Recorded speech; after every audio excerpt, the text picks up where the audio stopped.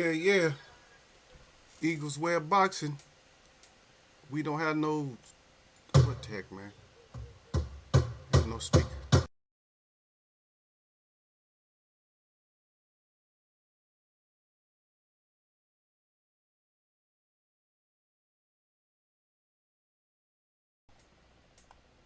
Let's see what's going on. What's going on? What's going on? I don't know what's going on. We don't have no. For some reason we ain't got no sound. Shit. It's always some bullshit.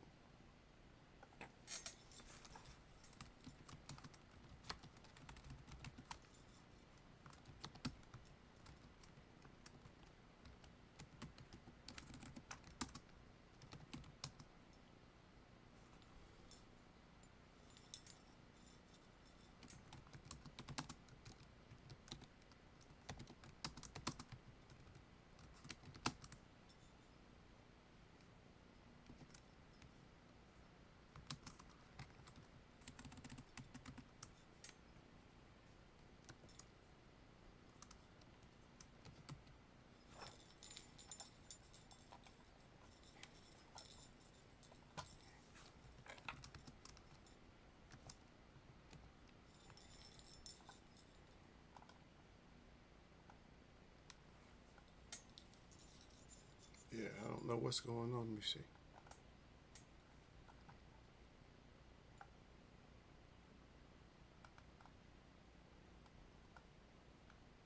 Let me see. Anything working here? Here? You working? You working? You working? You working? You working? That works. That works. All right. Let's see. Let's see. Let's see. Let's see. Let's see.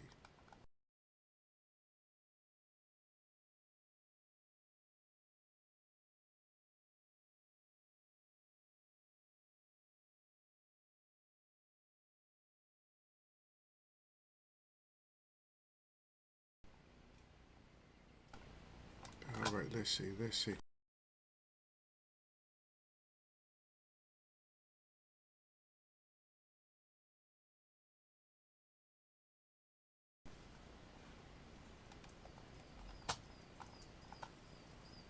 Oh, you said you can hear me? All right. Just maybe my indicator's out or something like that. You guys can hear me? All right. Let me get my face up in here then. Is that gonna work? Where are we supposed to be at? Here, live. Yeah, something's not working though.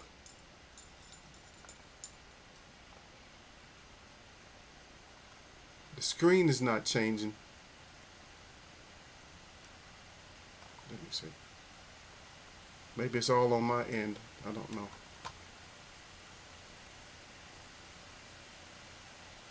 All right, y'all. Sir Flame say we can hear you, but y'all can't see me though, right? Y'all can't see me. I can't be seen, right? Y'all can hear me? What's up, Jay Brown? Did Jay Brown you hear me? I don't know. My screens are messed up, so it's stuck on one screen. I'm gonna still shout out everything everybody say after that. Anyway, Gil Cole says, "Sup Eagles Web." Sir Flame says, "Salute the Eagles Web." Salute to the chat, and he says, as always, jab that like button, all y'all naked. He said, "Don't get naked." Eagles Web box. You got the fire up good. Of course, that 100. We got to have that 100 going with that glove, man. Don't forget about them things, baby. Don't worry about it. Gil Cole's at Sir Flame with the 100. Gil Cole said, "I can hear you." Sir Flame said, "Yeah, we can hear you. I can hear you." Salute Eagles Web. The can man web. Anybody can and will get it. Gil Cole said I could see that ugly mud. Yeah, so there's something wrong on my end because it's not showing on here. Let me go to y'all screen. Yeah. Yeah, I can see myself on y'all screen. See, nothing's working on my screen for some reason. And why you gotta be calling me out anyway, man? Why you gotta be the one calling me ugly, man? Let the girls call me ugly, man. If that's necessary, let the girls call me ugly, Gil. I'm gonna keep them straight. So when I see you, I gotta keep them straight, brother. From when I catch up with you, I gotta keep them straight.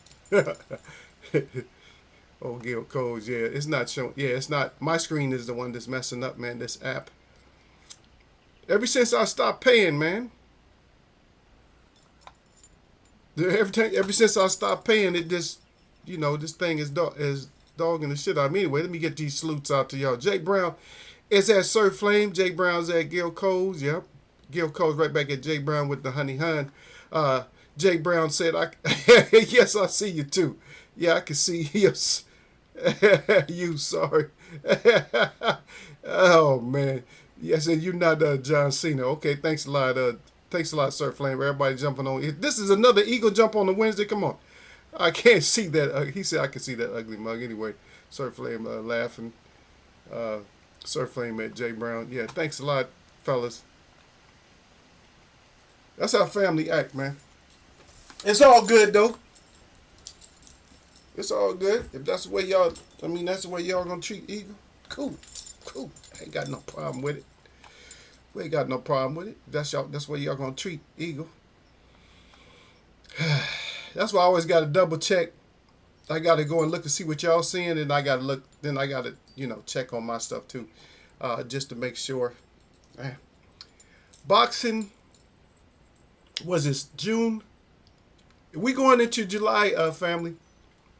So we going into July, and right now we just got two. It's just everything's just up in the air. Everybody's calling it this.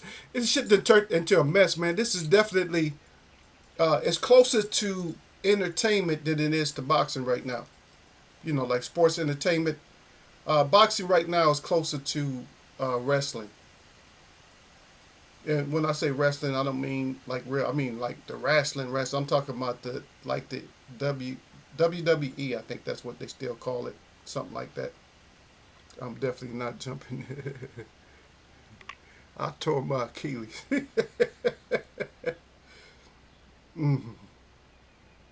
Sir Flame said, forget that shit. Damn, how'd you do that, man? See, that's what you get, Sir Flame, out there acting like you 19 again and shit. Out there on the basketball court, huh? Try to go up for that block shot. See how y'all get, man? Then Sir Flame then hurt himself trying to go for that block shot. But like I said, man, we getting back into like WWE for some reason, Jay Brown. It's like nothing's definitive. I don't trust none of these fights. I guess since they selling tickets, did we have the Earl Spence versus Bud Crawford fight? I tried to stay away from that subject, but we're going to have to talk about it because we're going into the next month. So we're going to have to start bringing it up, and we're going to have to start talking about it a little bit more. And we're going to start doing some, a little bit more breakdowns. But just to let you guys know, as far as footwork, there's nobody like these four people, or 4 or 5 people. Jersey Joe Walcott. Okay? He's number 1 because he came before all the rest of them, right? Sugar Ray Robinson, Sugar Ray Leonard, and y'all can put them in any order that you want to. Muhammad Ali and Mike Tyson. Now there's others that you can say, but they were more they were in between flat-footed. You could put Sweet Pea Whitaker in there. So there's a handful more, but there's probably not going to be 10. Okay, you're not going to come up with 10. And when they're talking about all this footwork and stuff, you're talking about all the footwork that Bud has. We're going to do a breakdown. We're going to do a breakdown. Not going to do it today, but we're going to talk about this. How he's supposed to have such great footwork. We're going to see. We're going to break it down about his footwork to just see how great his footwork is, and if it matches up with any of these people that I just mentioned. First of all, the first one that I mentioned, Jersey Joe Walcott, I'm going to tell you something about him. The thing about him is that when he was switching feet, kind of like with the Drunken Master, when he was switching up his feet, that was very confusing to a lot of fighters. Because when he was switching up, he was putting himself in a position to hit you hard, very hard, right? A lot of fighters get confused when you do that. today. Or a lot of fighters are scared to do that today. But they're going to take a crap on the past fighters. Okay? Now, I'm going to tell you something also.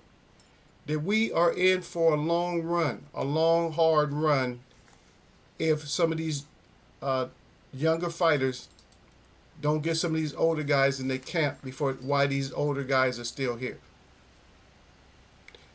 They will watch fights of their opponents. But if you notice, a lot of these guys don't have like a fight library like Mike Tyson did. They don't know nothing about all these other champs. The furthest they go back is somebody like Mike Tyson. Or they talk about Sugar Ray Leonard, Sugar Ray, and they talk about Tommy Hearns, but they don't go back any further than that. These guys are not students of the game. Thus, some of the problems that they have. They're not students anymore. Okay? They feel like, okay, since I've taken it to another level, I don't have to worry about that no more. We're not going to talk about the past, but they need to bring that in. Just think about this. If you bring old stuff in, a lot of times you confuse the new. It's happened in every sport. I don't know if you guys remember. I don't remember this guy's name. But there's a tennis tournament called Wimbledon. And that is one of the, probably the top tournament of the year that they will have. You know, that's part of a series that what I think they call the Grand Slam, U.S. Open, French Open, and Wimbledon, and Australian Open, or something like that. I can't remember, but I think it's like four different tournaments. Now, at one point there was a guy, because they used to hit the ball more underhand than they do overhand. There was a guy, I think he was from the U.S., an Asian guy, that he actually won the tournament because he went old school and started hitting the ball under instead of over. And he confused the shit out of his opponent, and he actually won like that. It was a legal win. It was kind of boring because the fans and nobody else was expecting it. But what does that go to show you? It just goes to show you that sometimes it's good to have some of these older tricks. Same thing in football. Every once in a while they'll come up with a play. They'll call it a trick play. It'll be an old school play. And they'll score or gain a lot of yards from it. Same thing happens in basketball. Same thing. Sometimes you just pull out a trick and it'll be an old school trick. It's like you need those things. But let's say, for instance, in boxing or other sports, let's say, for instance, you don't have any of those tricks. There's no, what they call it now is wrinkles, right? No new wrinkles. So you don't have no new wrinkles. So guess what happens? You become real predictable and readable. Now, one thing about, even with EJ, EJ does have a lot of the old, the old school tricks and the new school stuff. Right? And that's what a lot of these fighters need. Like the Wilders and I don't know. I think Tank Davis even has some nice little tricks, and he has some nice little traps and stuff that he uses. But a lot of these guys just don't have it because they disrespect that which is what they look at as being ancient and stuff. Yeah. But back to my other point. My other point is that this thing is becoming more like the WWE because we're hearing challenges and call outs everywhere. All people are doing is talking bad about each other. That's all they're doing. Oh, you can't do this, you can't do that. They done got so caught up in resumes and all that. Oh, you ain't got no skill set. Even Kambosos is still trying to make himself, he's trying to make himself real relevant. And he can't do that because you got the social media. And these guys are just talking. So why not? If you're just talking, then I'm going to be a talker too. Yeah, so that's exactly what they end up being. Yeah. Jay Brown said we got enough good fights leading up that fight, which is at the very end of next month. He only want to mention it. Yeah, Jay Brown is through.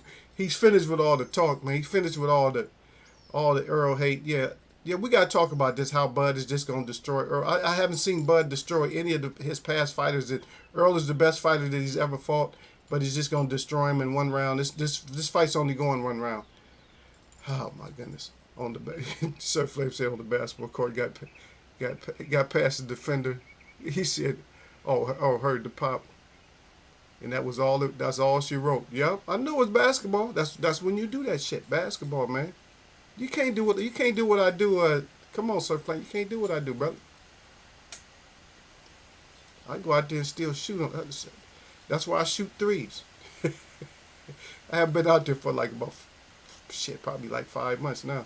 Something like Ortiz versus Stanionis is a great representation of the future. 147. There we go.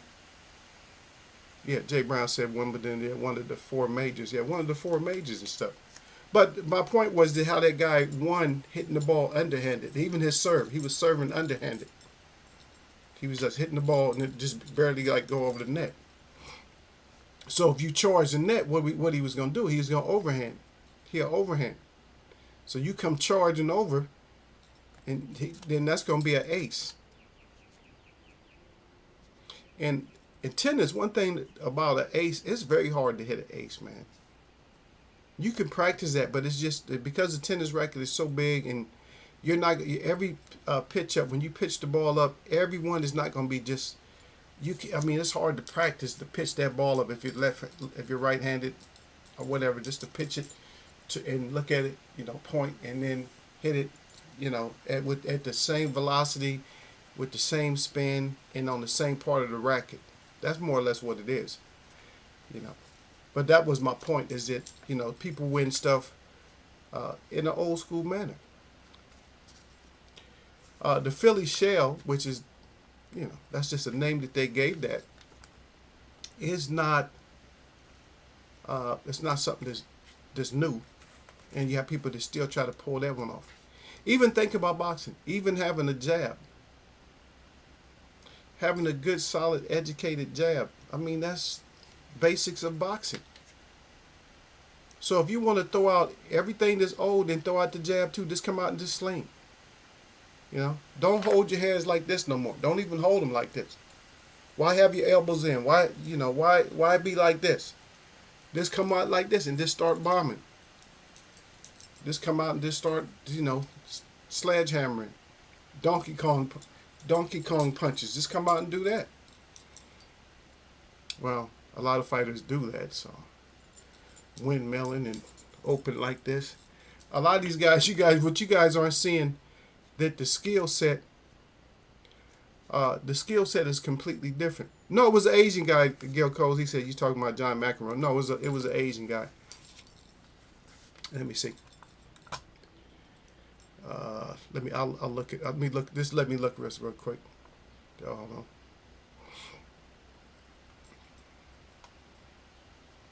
I'll probably be able to get the name and everything if I check it out like this. Oh, okay. I'll look over here. Hold on just 1 second.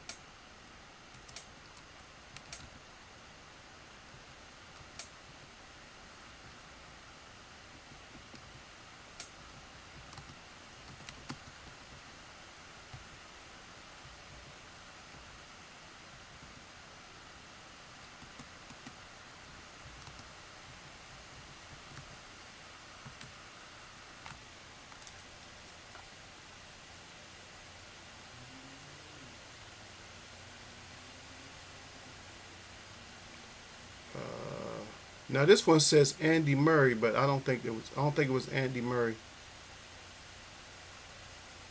because I thought it was an Asian guy. Let me see. No, that was somebody else. Okay, so Andy Murray. So since I couldn't think of the guy's name, let me see. Yeah, they keep talking about Andy Murray, but no, it wasn't Andy Murray. Nick Kyrgios, and it doesn't sound familiar because it was old school. Maybe I got to put the date in. Okay, so I think that was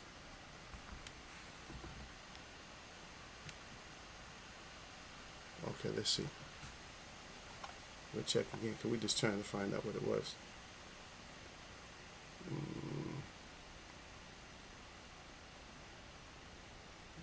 Okay.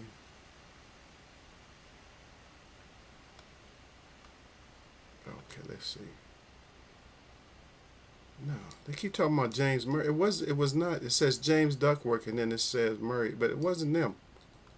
Maybe somebody can do a better research than I can do it.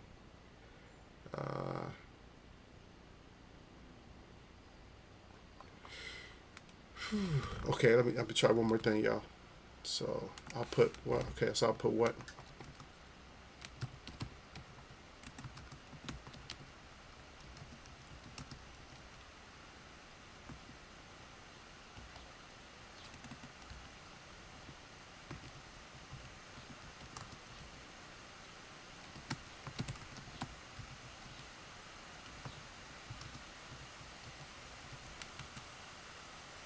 No, it's still coming up with him, but that's not him because they said that was So maybe that was so he was the second guy that must have tried that then because it damn sure wasn't him because they say in 2022. So let me see, and they do have like the it says but this guy done it to win a point, but this other guy I'm talking about he did it like for the whole freaking the whole game. He didn't just do it with one paint, for 1 point. Yeah. But anyway, I can't. Let me see. Yeah. So this guy must have been a big thing for Murray. It must have been a huge thing. But I just remember it. I remember it was an Asian guy that did that. But if y'all can figure it out, y'all let us know so that way we'll know who it is. You know, I'm not trying to get away from my point, but it's just my point of sometimes you could use, things. People say, oh, that's underhanded, man. Why are you doing that? They even did that if you go back and look at the first, I don't know when it was out. It was before your time. But you probably called it at one point. If you were interested in that movie called The Longest Yard, you probably went back and looked at the original. I think you guys do that, right? When a movie comes out, do you guys go back and look at the original? So if you go back and look at the original, and you see that they took even in that game they took like a free kick, a drop kick, and they kicked it between the field goals, and you said, does that count? Yeah, it counted for 3 points. A lot of people don't know you can do that. I mean, I see some of the football plays that they have, man. It's very clever, man. I think football is one of the only sports that they have now that they actually will actually do like trick plays, and that shit. It's just funny. I remember that one time the player went down. Derek, help me on this one. Or one of y'all help me on this one. Remember the player went down. I don't know if it was college, but I think it was NFL. It might have been college. But the guy went down. He had to say because his jersey was the same color as the print on the field down in the end zone. So he went down and just laid down, right? It was kind of like camouflaged by the field, And he got up when everybody wasn't paying attention and grabbed the ball and ran it back down. That shit's crazy. Yeah. But you be careful out there, man. Tearing your tearing your Achilles up. That shit, I know that shit's painful. Cause I used to have like an irritated Achilles, both of them. And them shits was like, it's like somebody was actually holding a match up to my Achilles, and you could not touch them. I mean, like touch. Like anything would hurt him. I see down there Bruce Gas down there. Bruce Jazz. Now he's Bruce Gas Boxing Jazz. It more suit my brother at Eagles Web. Yep. Eagles Web Boxing. Yep. George Benton, first fighter to implore the Philly sale. But Georgie Benton, no, it wasn't. Georgie Benton, yeah, he used to, like he employed it, but there's a lot of There's a lot of evidence that really came out of the Michigan, Chicago area. But I don't know how. Then they end up with the name Philly Shell, which it's like Philly Shell. There's always if you have a great boxing town, then of course they want to take credit for everything. The only things they don't take credit for in these big towns, they don't take credit. And look here, they don't take credit for the rope-a-dope. They don't take credit for the shuffle, which Sugar Ray was the shuffle, and then Ali's probably more noted for it than anybody. But they don't take credit for that. Like a lot of these things. Okay, just name some of the stuff.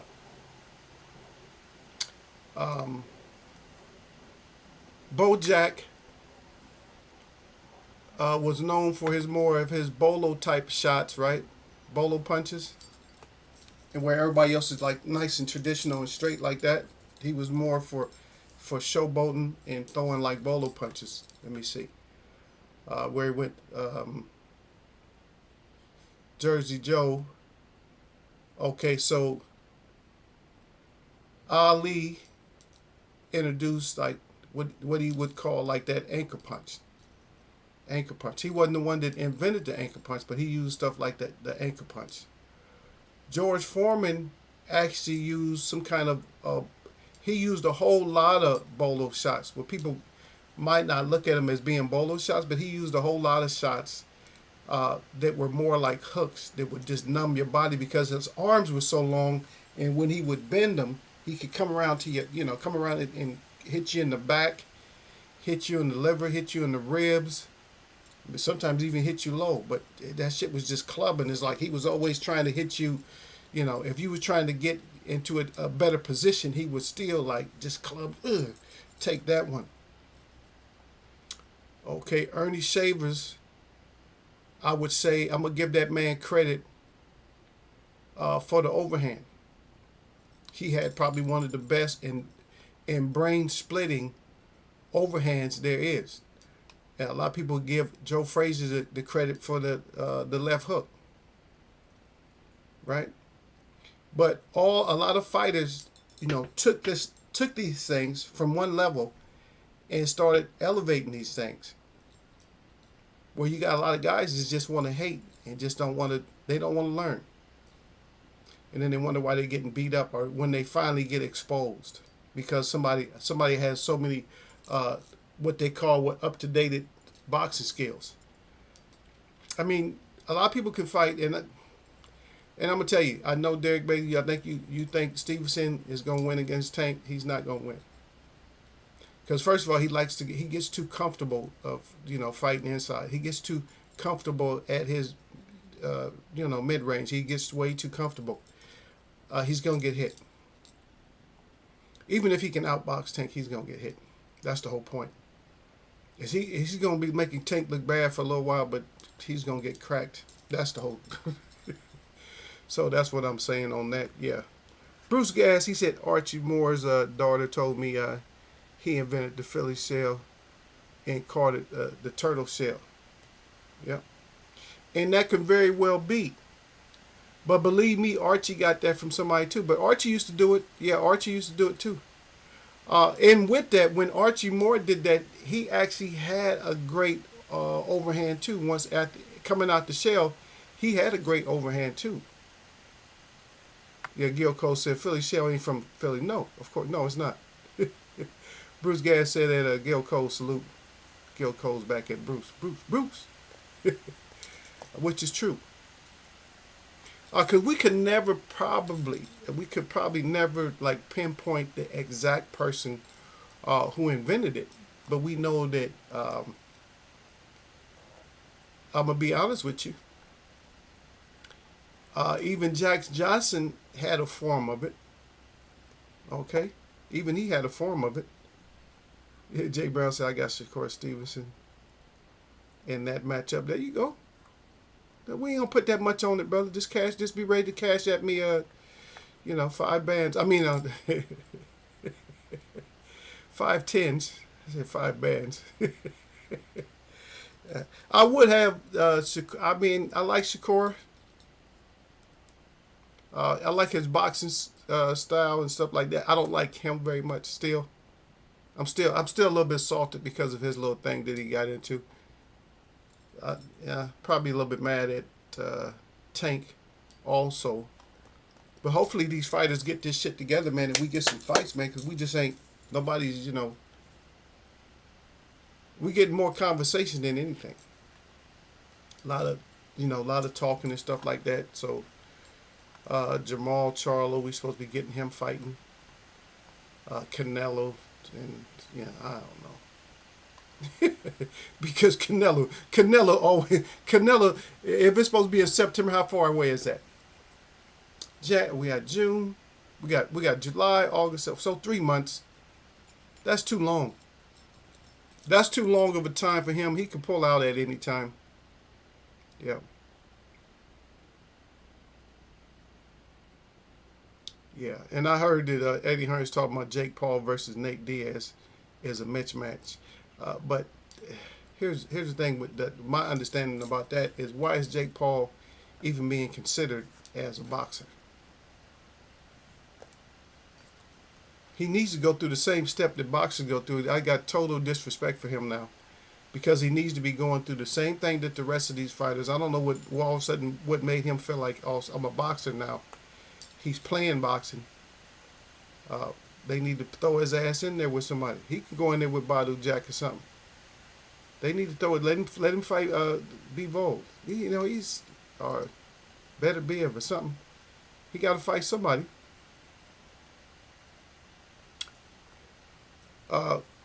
By the way, when we talk about styles making fights, and when you think one guy is so much tougher than another guy, and you see there's a lot of guys that will fight a guy because they base it off of performance.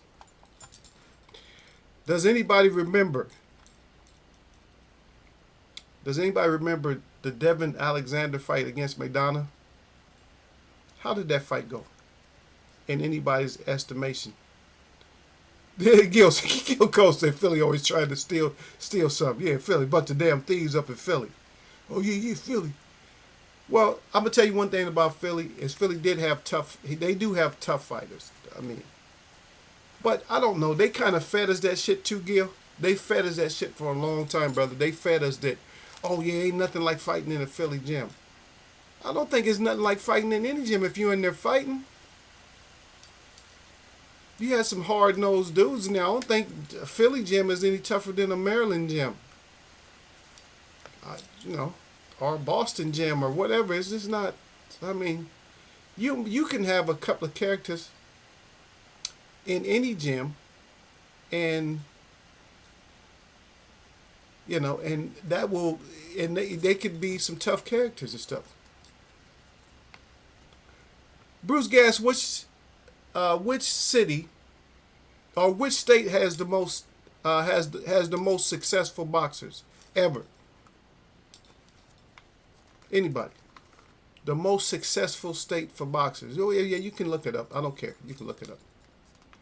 See if I'm right. The most successful fighters, most champions from 1900 to now. Which state? Or what town?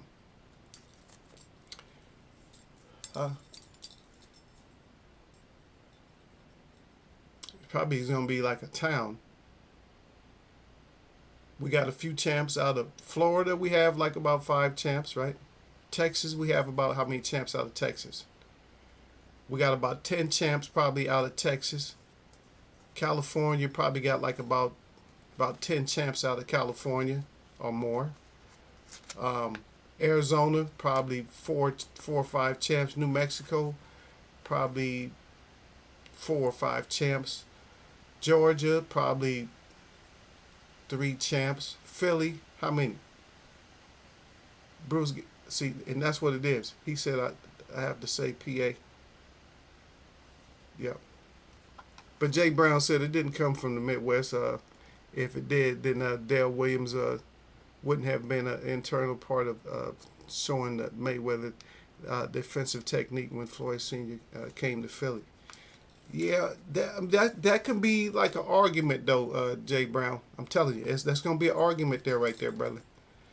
I respect your response, but I'm telling you, it did not come out of it didn't come out of Philly. It may not have even been Detroit, but it was somewhere in the Midwest.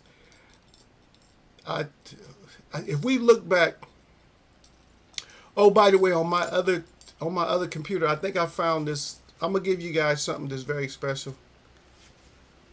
A link. I just got to get it in. I got to send it over to my email. I'm gonna put the link up in here. You guys just don't get addicted. If it's still up, don't get addicted and support these people. Um, because they have a lot. I think they even have a lot of. I think they even have books on this site. It's just something. It's an addition to what you already know. But I got to make sure that I can still pull it up. Hopefully the site is still around. But that's where you guys always where I used to get like a lot of the information from, a lot of like the odd information. How the hell Eagle know that or whatever? Yeah, because I used to pull up some of those old books. That's how I found out about the chief seconds. Remember we talked about that some years ago. We talked about that, like what was the chief seconds what was their job in the past? And Derek Bailey tell you it was to throw your ass back into the ring.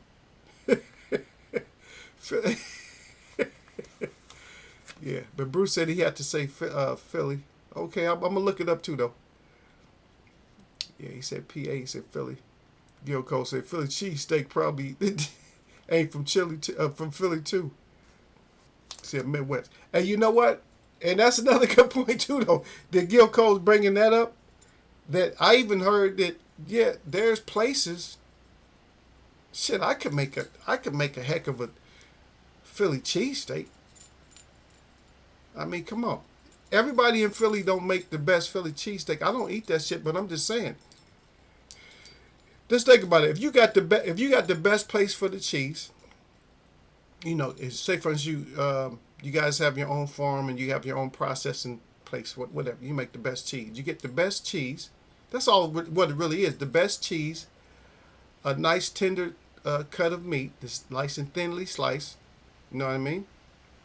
Cook it. I'm gonna tell you how the best way to make a Philly cheesesteak. Because most time when they make a Philly cheesesteak, where do they cook it? If anybody knows where they cook it, y'all let me know where they cook it at. So we got to get past that part first, and then I'm gonna tell you that I'm gonna explain to you. I'm gonna explain to you where they make their mistake at when they make it. If you guys understand where they make them, where they grill the meat and all that, then you'll understand where I'm coming from. Let's check this out real quick. Look at Eagles wearing boxes. Look at my guys out here, my brothers out here. They coming up with the answers today. They're like, no, this is what it is.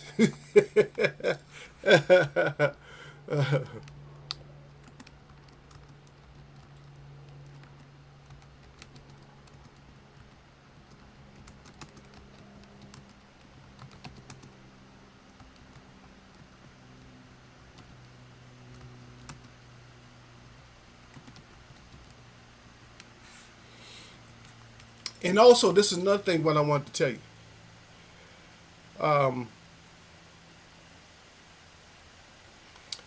Another thing what I wanted to tell you also is that a lot of the fighters that we feel or we remember them from being at one spot is absolutely, they're not even from there. Okay, so I pulled up this little thing in the general forum. It says U.S. cities with the best boxing history, and it says, what U.S. cities would you say have a history of producing the best fighters? And then here's my first try at top 10. So this is somebody's trying at top 10. So Philadelphia is number 2. New York is number 1.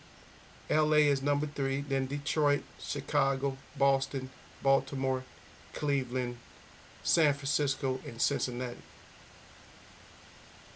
And all of those are in the top but from reading this, I don't know if how accurate that is. Um, okay, here's a good question for y'all too, though. In what period?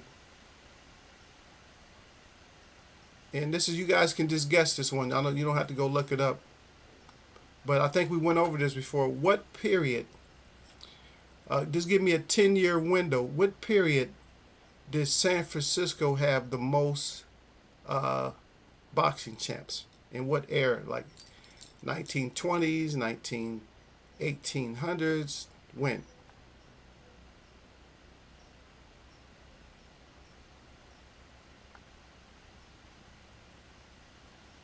Yeah. So that's a good one. We got to start doing some more trivia in here so we can get this down. Um, but I even forgot that San Francisco was on that list. But San Francisco list it goes back. It goes back a while. Yeah. But a lot of these fighters, what's happening, if you guys ever do look up these lists, see what happens is a lot of these fighters, um, it's just like, for instance, Earl Spence. Um, what happens with that is they're going to put, I see Napoleon Armstrong. What's going to happen is they're going to put a lot of these fighters where they actually, grew up, uh, or either grew into boxing. They're not going to put them, like, if you was an amateur in one state and you only fought pro in another state, they're not going to count you as being like, a lot of people, like, they want to clown and they want to mess with Earl Spence. Say, oh, he's from New York. You're not even from Texas. He's from Texas. And you can get mad if you want to at Eagle.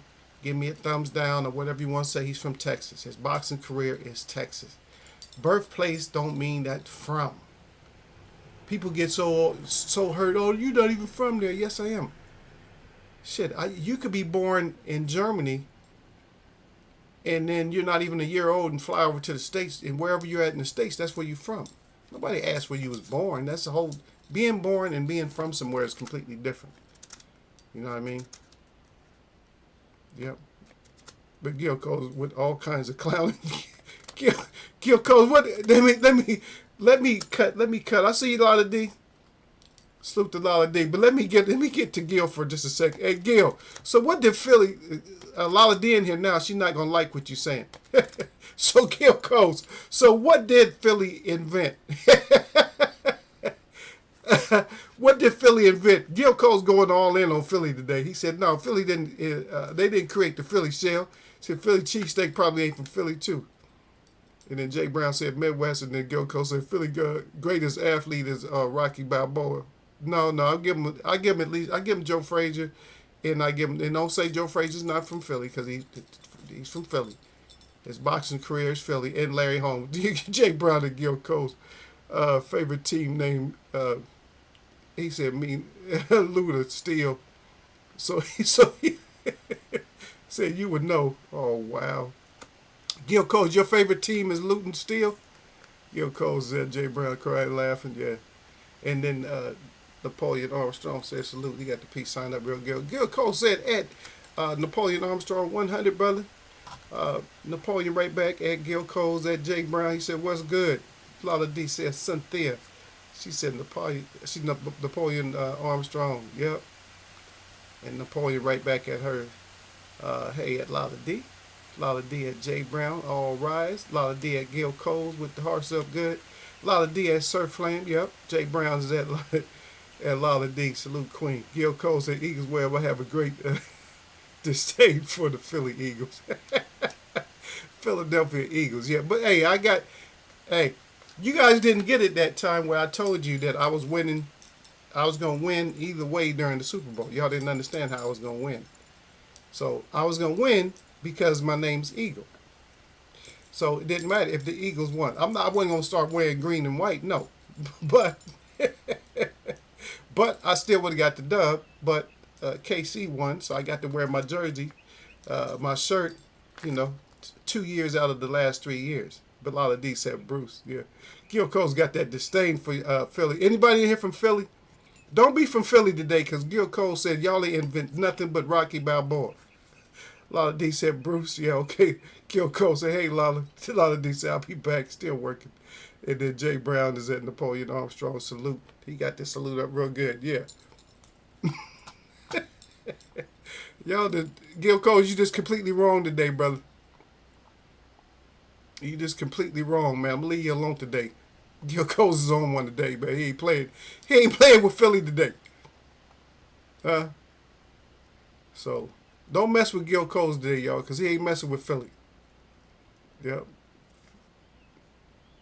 Yep. But y'all didn't answer that question. Y'all might not know. Just throw up a guess though. What? Throw up a guess. So what era? I'll give y'all 20 years. I wasn't gonna give y'all like 10, 5. I'll give y'all 20 years. So what era? And don't be going. Don't go to Google. Just in what era did San Francisco have the most champions? In what era of boxing?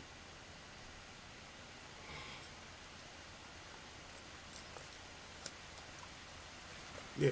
So no cheating. No cheating. Just guess first.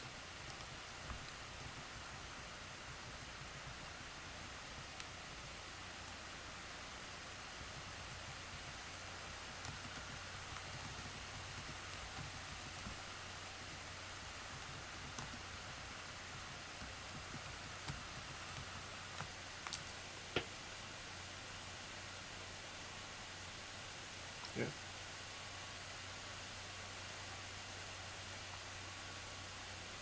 Oh, I know what would have been a better question though. Then I didn't even really think about it.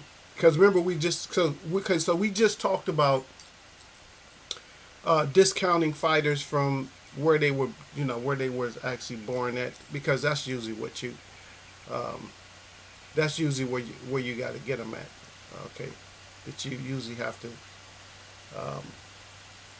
That's how you have to actually look at the fighters. You can't look at the fighters because they was born somewhere. You got to look at where they really got their start at. Yeah, yeah, yeah.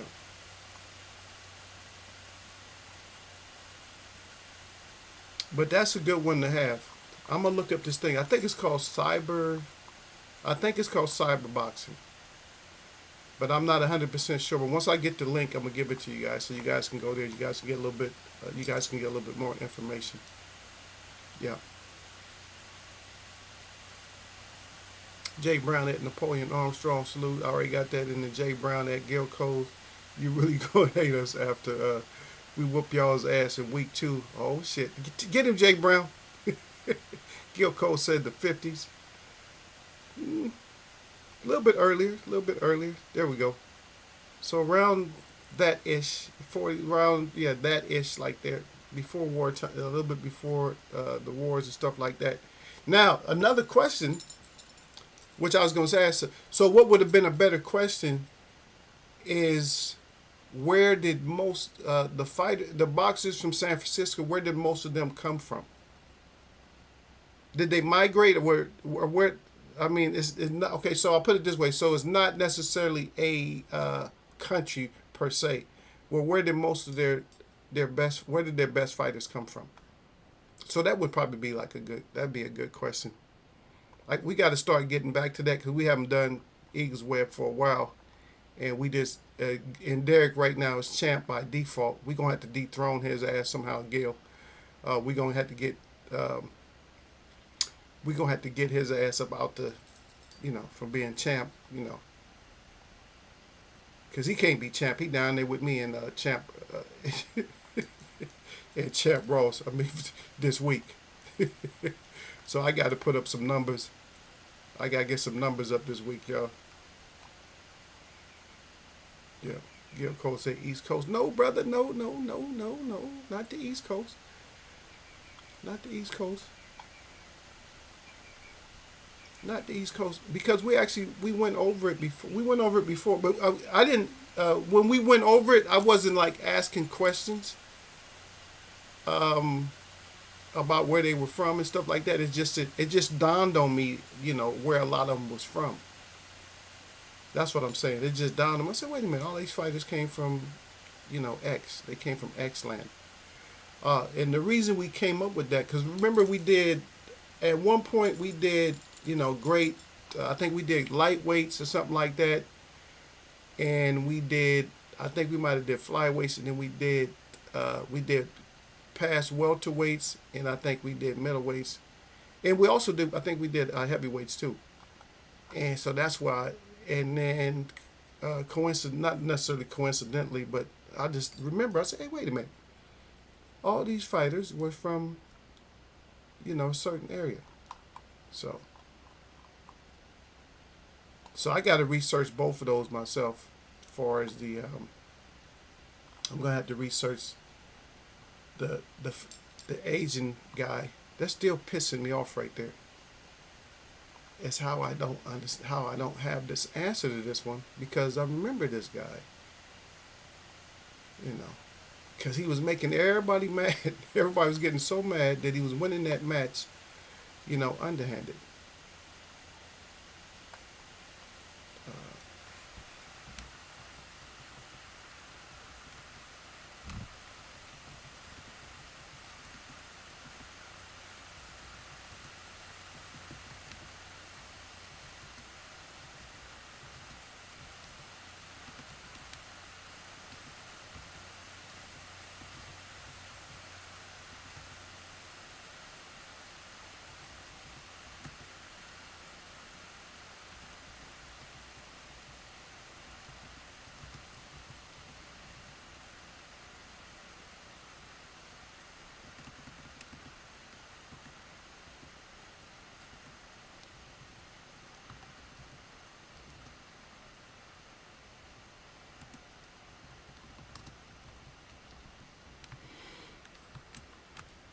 I just don't like this.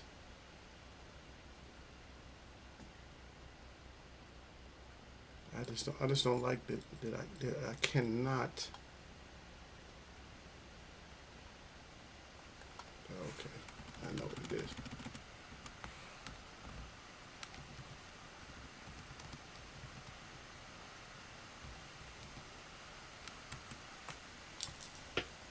Michael Chang.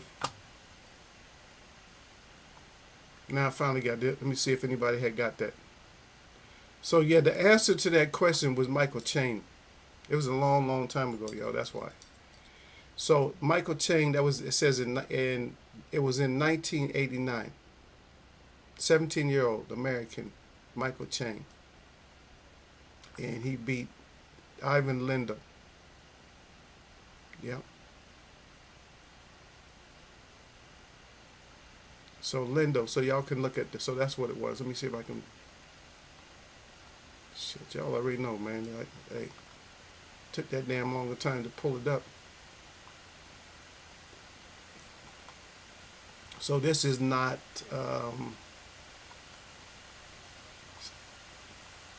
It's not Google. I mean, not this. It's not YouTube, but I'll just put the article up there. Yeah. So I know what I was talking about. Just wanted to know if somebody else. I just wanted to know if somebody else had that. If one of y'all had that information. Yeah, but that's the information right there. So that's what it was. Michael Chang. I was saying, damn, Michael Chang. Yeah, I know. I just didn't want to seem, everything's so sensitive today. I didn't want to say nothing that somebody might have misconstrued as being racist or something like that. So that's why I was just being very careful and selective with, so, but now when I had to go back and do the search, so then I had to put those words, those kind of forbidden words in. I had to kind of put those in. I had to put those forbidden words in order to get the proper search. Every once in a while you have to do that. I don't like to, do too much when it comes to that, because I know people are like really sensitive when it comes to like saying certain stuff. But sometimes you just got to be out front. You just have to say it. I'm not used to living guilt codes. I'm not used to living in this new culture where you can't say nothing, because a lot of times I'm very abrasive. But I'm being abrasive, but at the same time, most time when I'm being abrasive, like 99% of the time that I'm being abrasive, I'm just playing. Yeah, yeah. He said was it? Yeah, the U.S. Open. Yeah, yeah. But I knew. So my point was the point that I was trying to make is was about old school, doing old school stuff to win. That was my point. I thought it was Wimbledon, um, but he won. But what it made him the winner of the Grand Slam. Yeah, and I think it was and it was the French Open. So it was a Grand Slam. It says right here it was the French Open. Yeah. So that's what it says in this article that one was the French Open. So I don't know. Um, so that's what it was, French Open. I know it's one of them. I know it was one of the big tournaments. So we was on the right continent. So we was over in Europe. So that's what it was. Yeah. Okay. So I asked the question about Devin Alexander and Marcos Maidana, and I asked you guys what did that fight look like. So I asked y'all what that fight looked like because we was bringing up Styles versus fight. Eagle be everywhere, but I thought that was kind of important. That a lot of times fighters that look like they just really tough and just badass fighters. Sometimes you can't do what you want to with every fighter. I think people are making a mistake on this Earl Spence fight. Not that I give a shit about who really wins, but I think that where they're making their biggest mistake, I think that they're putting a lot of stake, and that Crawford he's just gonna outmaneuver Earl and just make Earl look like Earl should be ice skating or something. Earl would be more comfortable ice skating than he would be in this boxing match against Terrence Crawford. I don't really see it quite the way that a lot of people are seeing it. I just don't see it. He would have to show me a whole hell of a lot, and I don't see it the way that a lot of people are seeing it. I just don't see it that way.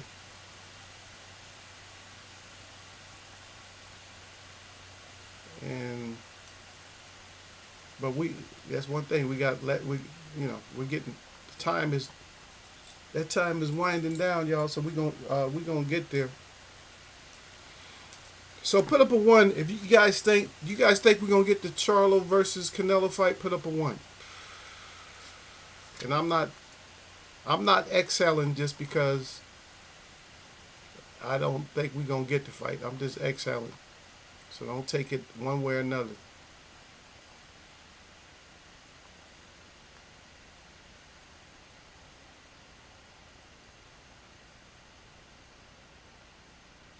Yeah, but this whole Crawford Earl Spence, we need to hurry and get this one over with because it's just too much crap being said.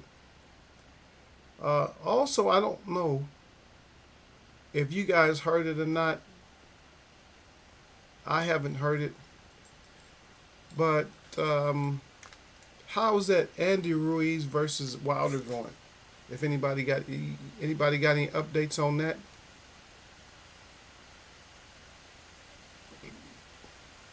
Yeah, and I heard y'all's little brother AB is almost crying talking about Al Heyman again.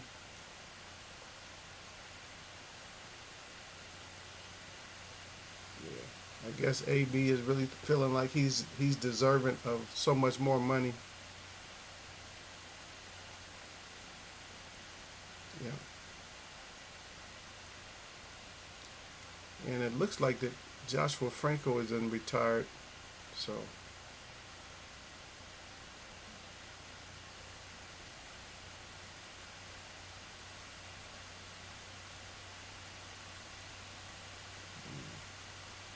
But we need to get these guys over here and fight.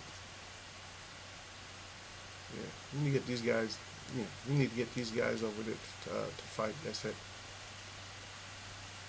And Wilder versus Ruiz would be a good fight because he's a tough look. He's a tough competitor. Is that Ruiz? Yeah.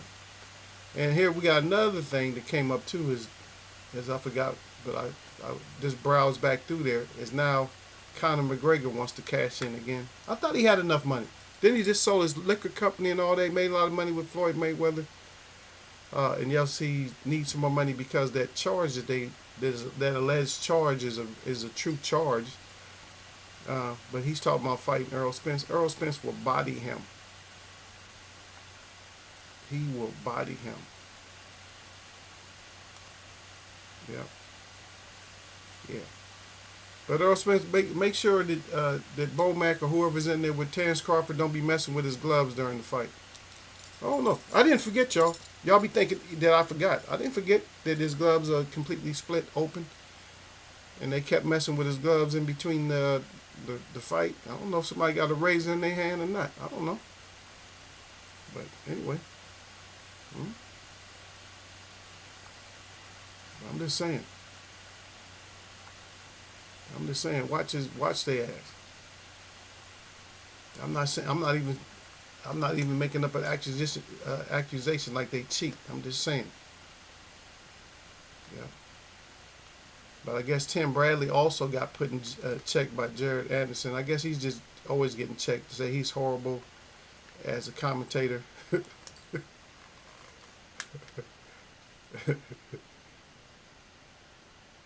Yeah. But we gonna see. But Terrence Crawford is promising us a lot of ass whooping. So I guess he gonna whoop Earl. Then he gonna whoop Jermell Charlo. And I guess he gonna have to whoop Jamal Charlo too. So he got some paydays coming up. You get past all them. I don't know how he gonna get past Maul. I mean, or Mel, or Earl. But he act like he won all of them. He can still make some money that way. I mean, if once he take this loss, he can still make some money. He can fight Mel and take another loss, and then fight Maul and take another loss. That's all money. He can take all that and then retire. He have a fat bank. Because people will still want to see him. They're still going to want to see him.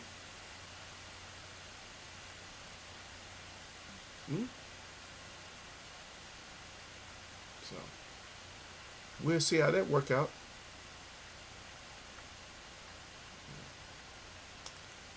But somebody here mentioned, I think with Jay Brown said we got enough fights coming up, enough good fights before the one at the end of next month. That we have a lot of other good fights that's coming up. Good. We need some good fights. I'm not going to turn my back on boxing if we don't get, a lot of fights that we want. You know what because what it does for us, or for me, what it does for me, it lets me know that the energy for boxing is just not what we thought the energy for boxing should be. It's just not there. Because it's going to, think about it, Jay Brown, it's going to be one way or another. It's going to, either these fighters are going to have the energy to go out there and fight and do what we want them to do, or they're just not going to do what we want them to do. It's simple as that. Because you got young fighters, it's just, I'm going to retire then. It's a bunch of fucking crybabies. Excuse my French. But that's all we seem like we're getting. So this fight with Earl Spence versus Bud Crawford, that should be the icing on the cake that Gervonta Davis versus Ryan Garcia, cooked. It should be the icing on that cake. But we have to see. Everything else is going to build on top of that cake. So we had the cake, we're going to have the icing, and then after that we should start having decoration. Now that's the whole point. If we don't start getting the decoration, it's just, I really don't know what else to say to y'all. Yeah.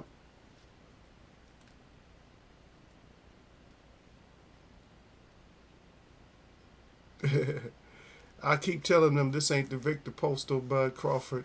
He said nigga left. It will never return. I've seen Andy say that they are in negotiations. Yeah, all this don't you love it when they talk about negotiations? Oh, yeah, we negotiating. They just talk about contracts. I don't want to hear nothing about no negotiation. All I want to hear is about contracts. Okay, Jay Brown said I ain't been following Wilder versus Ruiz news. Too many fights for me this month. They got my attention. Yep. Is there going to be drug testing for Cool Boy versus Monitor? Yeah, I'm not even sure. I'm not sure. But Jay Brown said I'm so sick of both sides making excuses about the others having unfair advantages going into the fight. The fight is here. Fans still want to cry about the fighters being opposed by the other clown. Yep. It's just like I said. I told you guys in the beginning when this fight was announced. I said it's gonna be too much. I said the fan base and fanboy and fan following for this fight. I said it's gonna be too. It's gonna get excessive, and it's not even to the most extreme right now. It's not to the extreme right now. You're already looking at it like that's extreme. Okay, if you want to see how far somebody can go, wait until wait a couple of more weeks, and you're gonna see it's even gonna get even worse. Earl Spence will be getting accused of some things. Bud might get accused of something, but Earl Spence is really gonna get thrown under the bus. He's gonna get accused of all kinds of stuff. Just saying. We've been getting fights this year. What more do fans want? Yeah, we get. And matter of fact, and good point, Jay Brown, because this year, to be honest, in the last few months, we have had some pretty explosive fights. We have had some surprising stuff happen. We had some real surprising stuff happen that we didn't expect to happen. We got some fights that we didn't really need, but they were still good fights, like the Caleb Plant versus Benavidez, but everybody cried about that. I think Derek was in here crying. A lot of people was crying about that fight. Put up a 1 if y'all think that fight was disappointing. Or were you able to stomach it and now you feel better that, okay, he made it through the fight and it was actually a good boxing match. It was a good boxing match, right? We watched what everybody was calling the boxing cheat code. We watched his ass get put to sleep. And you don't know who that is. That's a Fundora. We watched his ass get put to sleep, in which nobody was really expecting that. The great Mexican hype. We watched his ass get put to sleep, or we watched him quit. I mean, so a lot of the fights, some of the fights we didn't have the conclusion like we wanted. We are witnessing Tim Tszyu coming up on the uprising, and a lot of people don't know how to take that. Is it all hype? Is it just? I think the mistake that was made, and what people are celebrating, even with him, what he's celebrating a little bit too much. He's celebrating on the Ocampo win a little bit too heavy, because I think that was actually a step down for him, for skill set wise, and you could see it. I just don't want him to end up in any kind of trouble. Well, I don't care, but I'm saying I just don't want them to base stuff off of this win to hype himself up and get the dog shit beat out of him the next fight, because he's just looking at, oh yeah, this competition, this 154, this ain't nothing for me. So once you start feeling that way, it's always good to have hype, and it's always good to have, confidence in yourself. But sometimes you can overdo it. And I'm just cautioning your ass, don't overdo it and mess around and get your ass out there and get your ass completely smoked. Get your ass completely knocked out. Yeah. But Jay Brown said the ref was a problem, but the fight was cool. Yeah. So and that's what I was gonna say, Jay Brown. It's weird. We have to let whatever happens with refs and stuff like that. We have to let that kind of shit go, brother. We got to let it go. But some people don't want to let it go. Now, one of the excuses that I've been reading about and hearing about is they feel it's going to be a robbery A lot of people feel there's going to be a robbery and that Bud wins because of robbery because of judges. I hope that's not the case. I hope we get it like just a good fight, and that there's no robbery on either side. If you lose, you lose. If it's close, then let's just make it a draw, so that way we have to get another. We have to get another one. It's better to make it a draw, so we have to have a repeat. If it's a complete dog walk, because Earl said it's going to be one-sided. If it's just one-sided, then I don't need to see it again.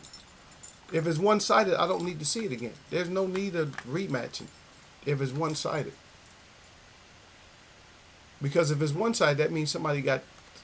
If it's a one-sided ass whooping with Earl, there's going to be a whole lot of life decisions this beat out of the person that loses.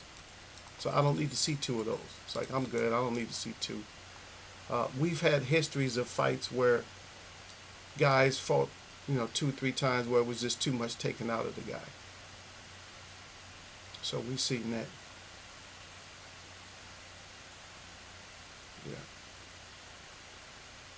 But I guess Andy Ruiz, it looks like on here that Malik Scott said a couple of hours ago that he had a huge offer. I see in print they have here $5 million, but I'm not sure if that's how much they offer. It just says that. It just says $5 million. Well, now I'll throw something out there. You guys can agree with it, or you guys. It's not really something that you have to agree with, but it's just something. I'm throwing something at you guys, at your brain, and you could take this. Matter of fact, for my entertainment, will somebody please answer that? I don't care who answers this question, but please, somebody answer this. And you might think it's ludicrous or something like that, but please answer this if you can. Is there anybody out there that thinks there's an amount of money to make Floyd Money Mayweather come back and fight in a competitive, real fight? Is there enough money out there? And who, if you can, who would you think that he would come back and fight? Do you think it's possible? First of all, is a reason why I'm asking that question. And yes, I'm not really into conspiracies and shit like that, but sometimes it just seems like, I don't care about. Will he ever say, I don't really care about I need to get this bag? I'll just leave it like that because I don't want to go too far with it. Tim Tszyu is having a Jerry Cooney moment. Charlie will bring him back down to earth, just like Larry Holmes did Cooney. But Tim is legit, not talking nothing, taking for nothing from him. Yeah, and I can agree with that assessment, Jay Brown, is that I see that he really is, he's good enough to be a competitor in that league. And I don't want to really crap on his win or something like that. Harrison needed a big rest. Should have never been fighting, and you could tell that his energy was he did too much, like laying around with his shirt off and acting like, yeah, I'm about that, Very good boxer, but just no stamina. They never got his stamina up to par. He just was not ready. And then this last guy he fought, Campo, just not. So both of those is just not. He could have fought those two guys in the same day and beat both of them. So what is that saying? Is that saying how great he is? No, I'm not trying to knock what he's done. It sounds like it, but what I'm doing is I'm limiting his competition for what I feel like they really were.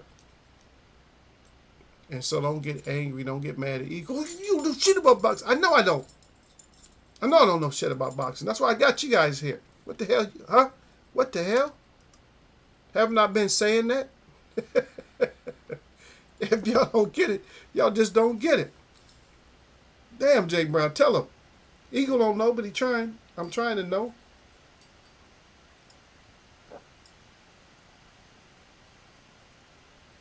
Yep. Whew. This grape juice, just so y'all know, it's not nothing. It's not really. It's not grape juice by itself. It's grape juice and some of my elixir that I made. Some herbs and stuff that I made. I need. Yeah, so that's what that is. I gotta go check on my other phone, man, because I need my phone. Because I don't want to put this app on this phone. Because my phone is connected to my washing machine. You see. So my phone is connected to my washing machine. I want to be able to, wash my clothes. I use my phone. I use my phone to wash my clothes, and then it tells me, I could be no matter where I'm at. It tells me I can be somewhere driving around and let me know, when my clothes is done. But today I'm not sure if I'm going to wash anything that needs. The only reason I care about the timer is because sometimes I wash stuff that's going. But if you let it set, it's going to wrinkle up. That's it. If I'm doing towels and shit, I don't care. If they wrinkle, they wrinkle. I don't care. They just there to dry me off, and I don't dry off anyway. I dry my hair. I dry my back a little bit, and I dry my feet. That's it. I don't dry nothing else. I might just walk around with a towel because I don't dry my whole body with it because I'm gonna put some lotion or something on anyway. So I don't really. You guys don't need that information. I'm just saying I just don't dry myself like that. Because I feel better when it's cool. I'm cool. Champ Ross will get you and anybody right for boxing talk. Yeah. You say he get us right? Yeah. Maybe I'll join somebody's forum one of these times, this talk. Because I don't know shit.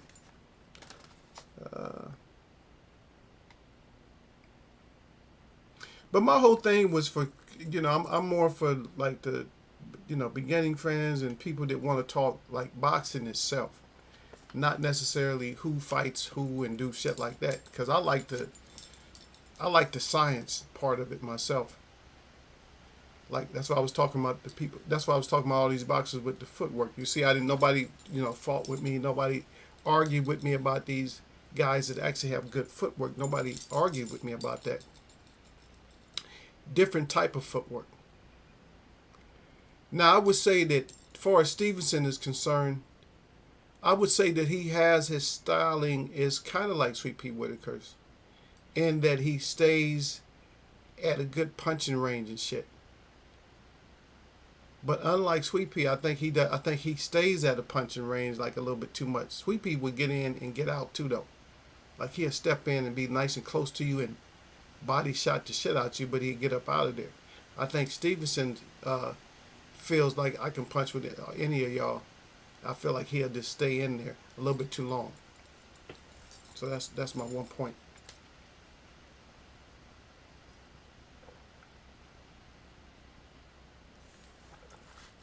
But we've had fighters that actually had good footwork, but they just didn't have anything else to go with the footwork. They had like a good footwork and a jab, but during their era, it couldn't hold up. hmm What was the guy's name? I think it was Tillis. I think Tillis had a real good job. Tyrell Biggs had a real good. I'm just naming some heavyweights. He had a real good jab, but a lot of them they weren't so defensively responsible. Tillis was kind of responsible defensively, but I think he just had he had a real good chin. Tyrell didn't have a great chin. Who else had like a great similar jab? They all had similar jabs. Um, who I thought was really had more of a jab like Ali was Greg Page. I think Greg Page had more, but he had a jab more like Ali's. But the other attributes he just didn't have, like the granite type of chin. He looked like he had a good chin. Uh, Maybe he just couldn't absorb as much as he should have been able to absorb. But It was just the defense and like good footwork, but just a lot of these fighters would get caught up to, and that would be it. They didn't have anything else left. You still got to be able to move. You still got to, you got to be able to get your ass off me. Push. You got to be able to use your hands. You got to be able to grab. You got to be able to push down. You're gonna get caution with it. You got to be able to sneak some shoulders in there every once in a while. Like I said, you got to be able to push off. That's where these fighters make a lot of mistakes. Is instead of just instead of relying on other tools, they rely on just the tools that they practice with all the time.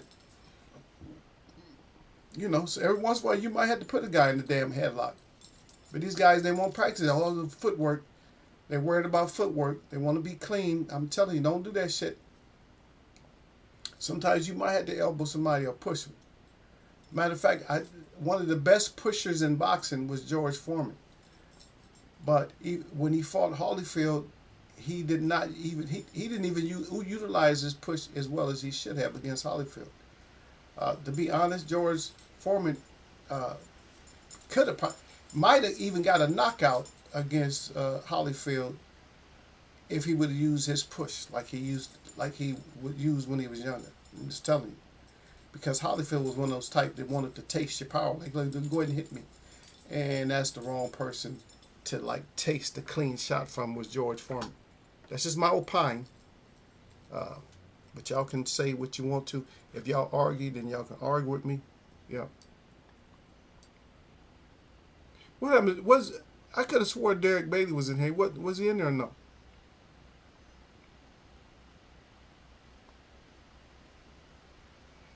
Okay, I know Sir Flame was here. Did Derek Bailey ever show up? Or he just never showed up. That damn Derek Bailey never showed up, huh? He'll come in late right before I get out of here, which I'm probably gonna leave, and we're gonna get out of here in a little bit. I wanted to, I didn't want to really talk even as long as I did. Said Jake Brown said, look at the quality of fighters Sweet Pea was in there with. He said even early in his career, Sweet Pea fought Roger Mayweather, former champion. As a prospect, Shakur hasn't faced that level then, even now. Yep, that's the whole point. And that's not even to name Julio Cesar Chavez, Rosario, who was doing real well at the time. Buddy McGirt, who was damn sure a problem because of his style. He was damn sure a problem for a lot of these fighters. Shakur wouldn't even. I don't think he could have fought somebody like McGirt and did that well against. This I'm just saying. This is my observation. I don't think so, but you're right. Roger Mayweather is shit. So, didn't he fight Azuma Nelson too? If I'm not mistaken, I think he might have fought Zoom too. He had a resume on him, man. Shakur hasn't had any fighter of yet who been able to force that movement out of him. Yep. That's what I'm saying. The tank will force your ass to stay out of stay out the pocket. Like, get your ass out this pocket. This ain't for you. Get your hands out my pocket. That's what I'm looking forward to. But we got to see how that work out, brother. We gonna see it. If we get it, that'd be great. If we don't get it, I mean, I appreciate you coming in saying what you said, man. When you said that we are getting some good fights. I got to go back and look at the list because I don't even know who we got really coming up. You know what I mean? So I still got to go back and look.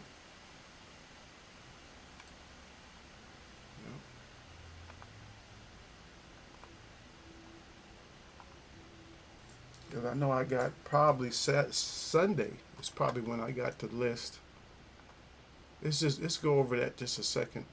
Before we get out of here, let's go over that a little bit. See what we got. Shit, I gotta go out there and polish my car off a little bit. I don't know if I want any more black cars, man. They get so dirty so quick. Oh, wow. offering me no damn antivirus when I done already paid y'all over $100. And I don't even know why I paid that shit. Shit, I should just, I get a virus. I ain't got nothing on there that's that important anyway. Get a virus, get a virus. They want you to buy antivirus and VPN. They want you to pay for that shit for everything you have. Yeah. There's a lot of D coming here fronting and stuff, acting like she gonna come over and come back to the stream. She always gotta look at stuff later. I don't even see it, brother.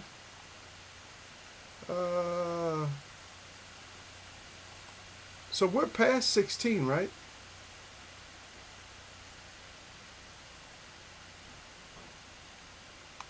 Aren't we supposed to be?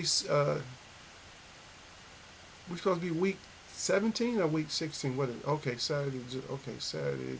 Okay, July 1st. Oh, okay. So let me see what we got. We got some super flyweights in the middleweight division.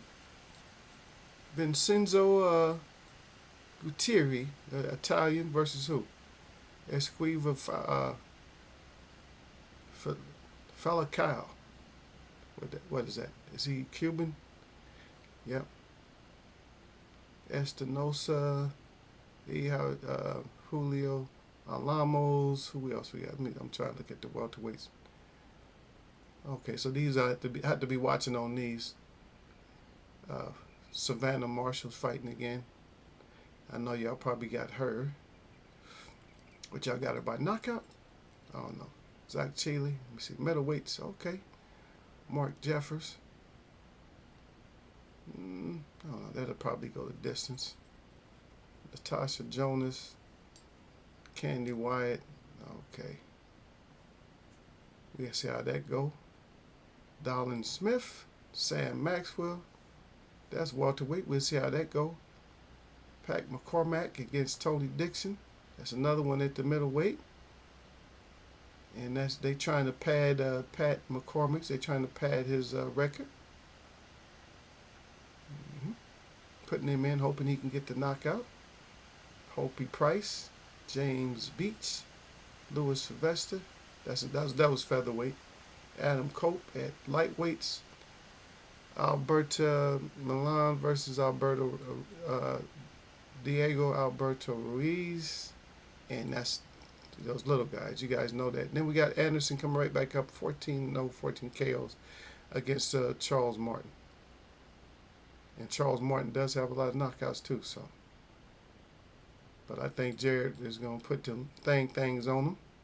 He's gonna put them hands on it, and so yeah. So we got a few more fights about that. Delonte, I like his name though, Tiger Johnson.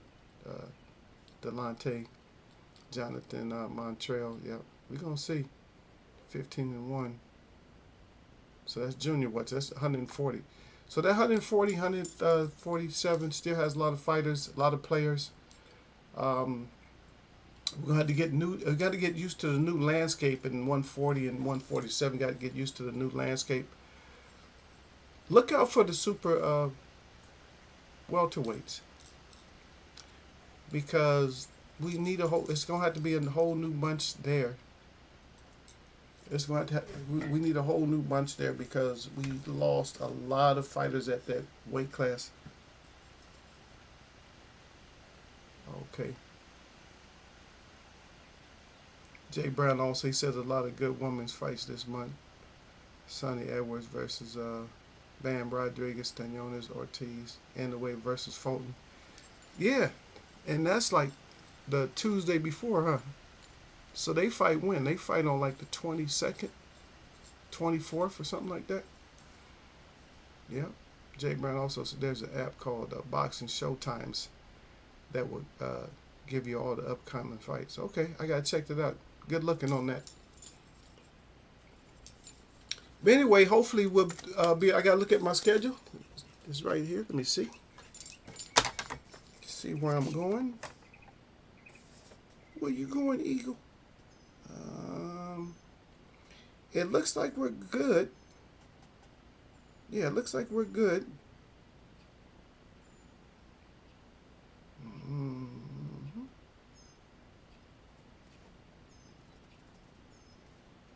Yeah, it looks like we're good.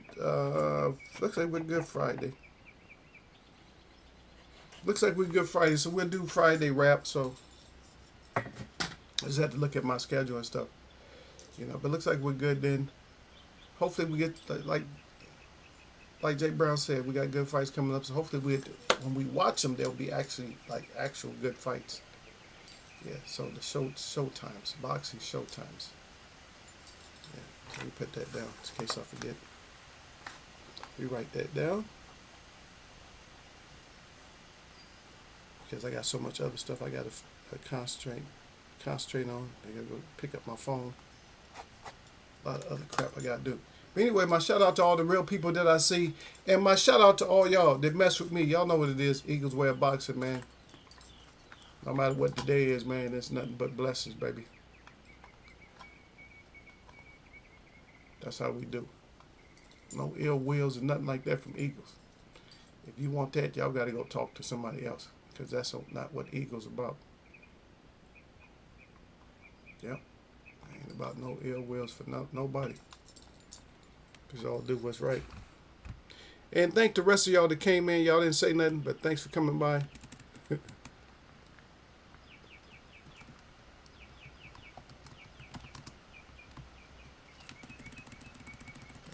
I can't write for nothing.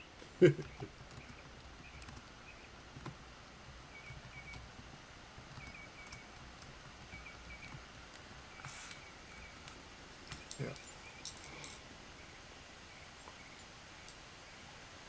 But yeah, Jay Brown, we're gonna have to get back to, we're gonna start doing. I think we'll do a little bit every once in a while. We do it like a little bit of trivia. We'll just throw it into the program, and then we'll just take a tally at the end of the month or something like that.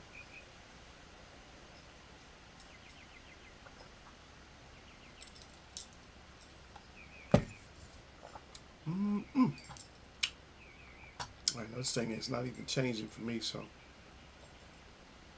I can't. I'm not registering anything over here, so I don't know what's going on. Anyway, I'm gonna catch y'all, man.